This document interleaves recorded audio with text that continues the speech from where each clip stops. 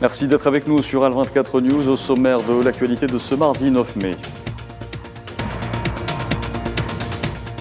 Intense bombardement sioniste sur la bande de Gaza. 13 Palestiniens, dont des femmes et des enfants, tombent en martyrs. L'Algérie condamne fermement, appelant le Conseil de sécurité de l'ONU à intervenir d'urgence. Téhéran annonce l'entame de la phase finale du processus de réouverture des missions diplomatiques iraniennes en Arabie Saoudite. La Russie célèbre le jour de la victoire, marquant la signature à Berlin de l'acte de capitulation de l'Allemagne nazie face aux troupes alliées. Vladimir Poutine s'adresse aux soldats engagés dans l'opération spéciale dans le Donbass.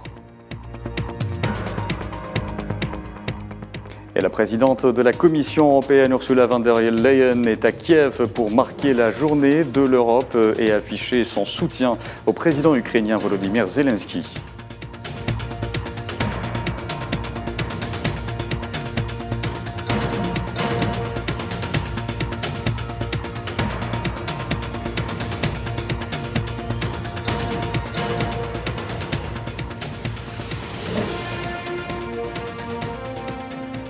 Bonjour à tous. 13 Palestiniens, dont des femmes et des enfants, sont tombés en martyrs ce mardi avant l'aube dans des frappes aériennes sionistes sur la bande de Gaza.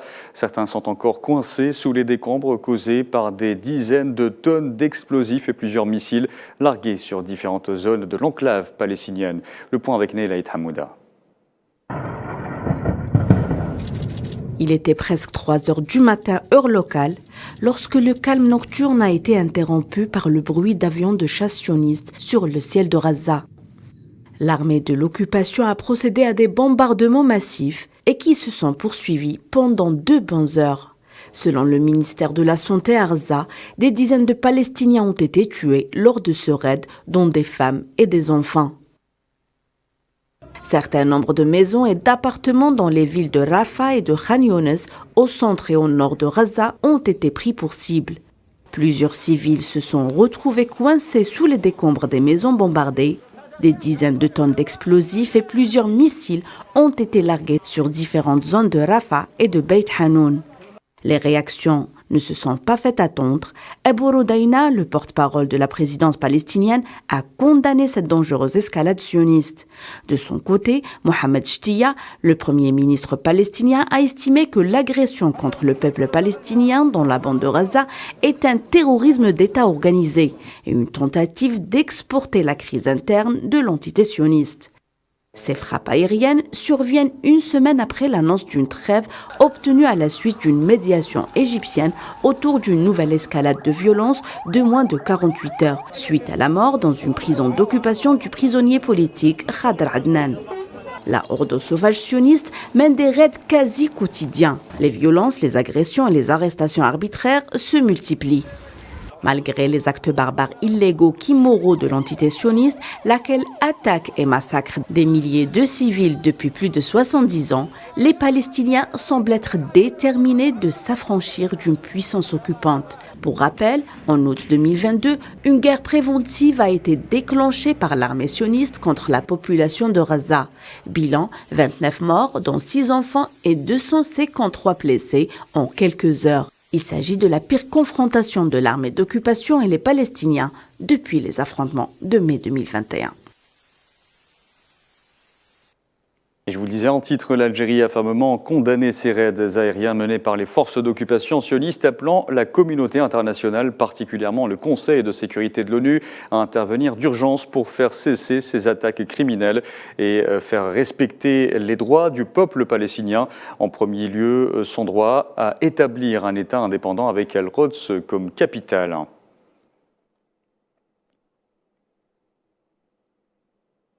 Et nous avons invité Amjad Chihab, professeur en sciences politiques à Al-Quds occupé, pour évoquer ces nouveaux crimes. Bonjour. Bonjour. Alors, Amjad, c'est toujours choquant, j'ai envie de vous dire, de voir encore des explosifs et des missiles largués sur la population démunie de la bande de Gaza, déjà sous blocus, des avions de chasse et des drones pour tuer des femmes et des enfants. En face, une impunité totale de l'entité sioniste. Comment cela est encore possible aujourd'hui ? Malheureusement, aujourd'hui, c'est un vrai massacre. C'est une liquidation des enfants et des femmes avec des moyens très sophistiqués. Tous ces crimes existent depuis 75 ans. Il y a une double mesure, il y a une hypocrisie totale de la communauté internationale par rapport au sujet du peuple palestinien. Il y a une méprise de droit international de laisser Israël faire commettre tous ces crimes sans aucune sanction. Et qu'Israël continue de violer jour et nuit le droit international. Il a fait aujourd'hui une frappe préventive pour protéger les démarches de drapeau, soi-disant, le 18 mai prochain. Aussi, il cherche à liquider toute la résistance militaire palestinienne qui a une résistance qui est garantie par le droit international pour se libérer de cette occupation qui dure depuis des décennies. Et malheureusement, les choses ne changent pas depuis toutes ces années et toute la communauté Très internationale bien. reste paralysée et incapable de stopper cette cercle de massacre contre le peuple palestinien. D'où l'appel de l'Algérie aujourd'hui. Amjad Chihab, merci d'avoir répondu à nos questions. Je rappelle que vous êtes professeur en sciences politiques à Al-Quds occupé. Ce mardi également, 13 Palestiniens ont été blessés par balles et 75 étouffés par des bombes lacrymogènes tirées par les forces d'occupation sionistes qui ont pris d'assaut le quartier d'El Qarioun dans la vieille ville de Naplouse et procédé à de nombreuses arrestations.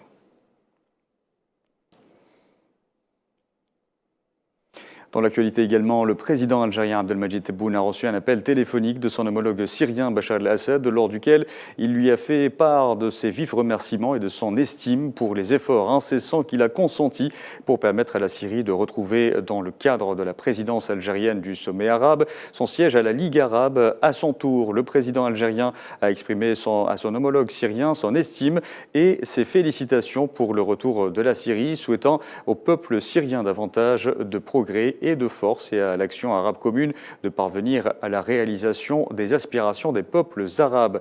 Les deux présidents ont convenu également d'échanger les visites et de définir un programme d'action intensif couvrant l'ensemble des secteurs pour une consolidation continue des relations historiques privilégiées unissant les deux pays. Dans l'actualité aussi, la Banque extérieure d'Algérie est en passe d'ouvrir fin juillet une filiale en France, parallèlement à la création de 2 banques, fruit d'un actionnariat de 4 banques publiques au Sénégal et en Mauritanie, annonce faite par le ministre algérien des Finances, Aziz Fayed, qui a souligné le caractère stratégique de ce déploiement au double plan politique et économique. Et nous allons évoquer l'impact économique de ces mesures avec Nazim Sini. Bonjour. Bonjour, merci pour votre invitation. C'est nous qui vous remercions. Alors, vous êtes analyste économique et conférencier. Vous êtes établi à Marseille. Alors, quelles sont les retombées qu'aurait l'ouverture de ces banques algériennes à l'étranger ?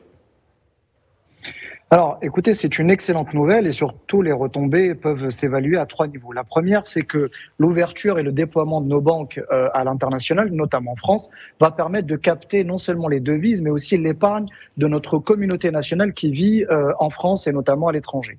Donc, je tiens à rappeler qu'il existe, selon les estimations, entre 4 millions et 5 millions d'Algériens vivant sur le territoire français. Oui. Ça, c'est pour la première chose.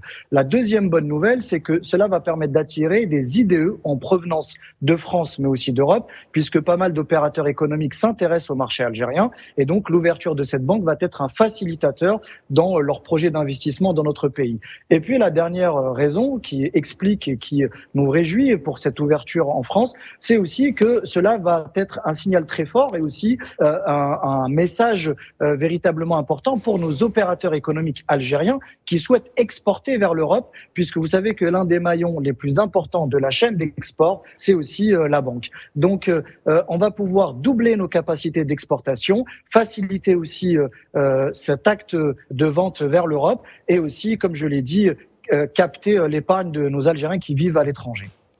Nazim Sini, merci d'avoir répondu à nos questions. Je rappelle que vous êtes analyste économique et conférencier à l'Université de Marseille. L'actualité de ce mardi, c'est également les affrontements armés qui ont continué de faire rage hier dans la capitale soudanaise Khartoum, alors que les négociations entre l'armée soudanaise et les paramilitaires à Jeddah en Arabie Saoudite n'ont abouti à aucun progrès majeur pour l'heure.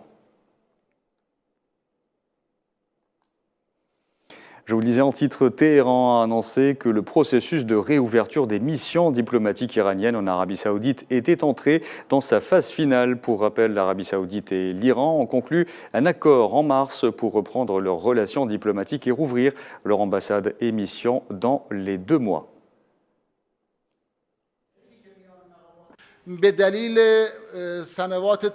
En raison de la fermeture prolongée des missions diplomatiques et du vieillissement de la structure des bâtiments et des équipements internes, nous avons besoin de plus de temps pour préparer la réouverture de ces lieux. L'Iran espère que ces obstacles pourront être résolus dans les plus brefs délais pour assister à l'ouverture officielle des ambassades et consulats des 2 pays. Et nous en sommes très positifs. سفارتخونه‌ها و سرکنسولگری‌های 2 کشور باشیم روند رو ما در مجموع مثبت. Je vous le disais également en titre, la Russie célèbre ce mardi le jour de la victoire, marquant la signature à Berlin de l'acte de capitulation de l'Allemagne nazie face aux troupes alliées. Comme de coutume, un grand défilé a été organisé à Moscou. Cette journée a été marquée également par le discours du président russe. Vladimir Poutine s'est adressé aux militaires présents sur la place rouge et aux soldats engagés dans l'opération spéciale dans le Donbass.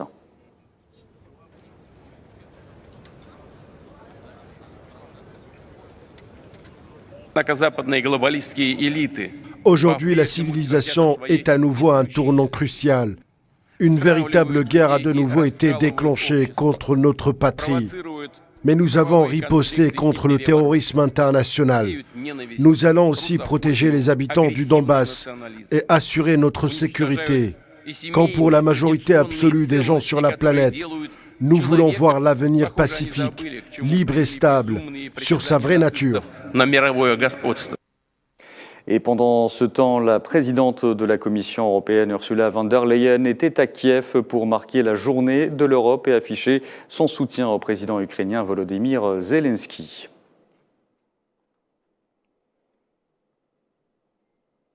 La Commission européenne qui prépare un 11e paquet de mesures restrictives contre la Russie dont le but, je cite, d'éviter le contournement des sanctions européennes. Pour rappel, l'Union européenne a imposé des sanctions massives et sans précédent contre la Russie depuis le début du conflit avec l'Ukraine en février 2022.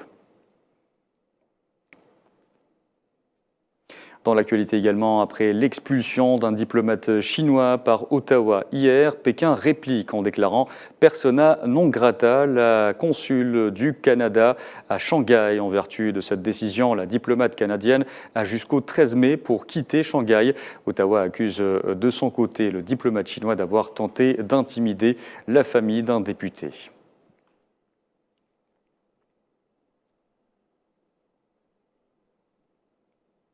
Et puis enfin, un mot de sport avant de finir. Football, les amoureux du ballon rond ont rendez-vous ce mardi et mercredi en soirée avec les demi-finales de la Ligue des champions d'Europe. Pour cette première partie, le Real Madrid de Karim Benzema affronte Manchester City. L'édition de cette année a sa spécificité. Les Algériens Mahrez à City et Ben Nasser au AC Milan peuvent rêver d'un sacre 36 ans après celui de Rabah Majer avec le FC Porto.